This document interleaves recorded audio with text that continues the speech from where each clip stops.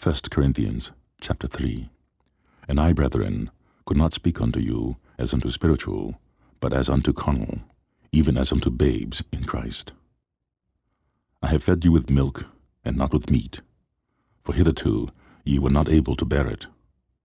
Neither yet now are ye able, for ye are yet carnal.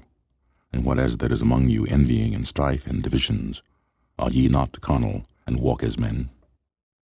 For while one saith, I am of Paul, and another, I am of Apollos, are ye not carnal? Who then is Paul, and who is Apollos, but ministers by whom ye believed, even as the Lord gave to every man?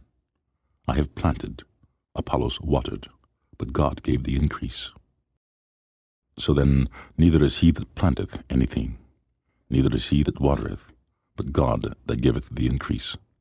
Now he that planteth and he that watereth are one, and every man shall receive his own reward according to his own labor.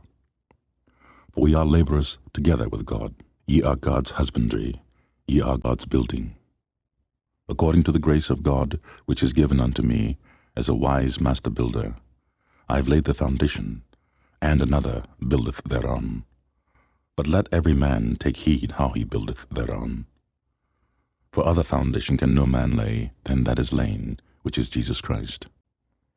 Now if any man build upon this foundation gold, silver, precious stones, wood, hay, stubble, every man's work shall be made manifest, for the day shall declare it, because it shall be revealed by the fire, and the fire shall try every man's work of what sort it is.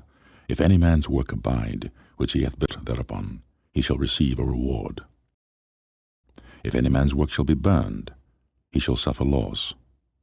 But he himself shall be saved, yet so, as by fire. Know ye not that ye are the temple of God, and that the Spirit of God dwelleth in you?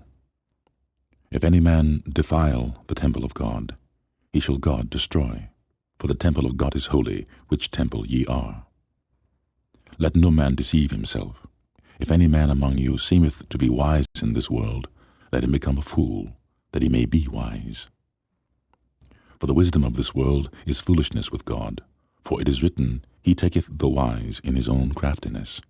And again, the Lord knoweth the thoughts of the wise, that they are vain.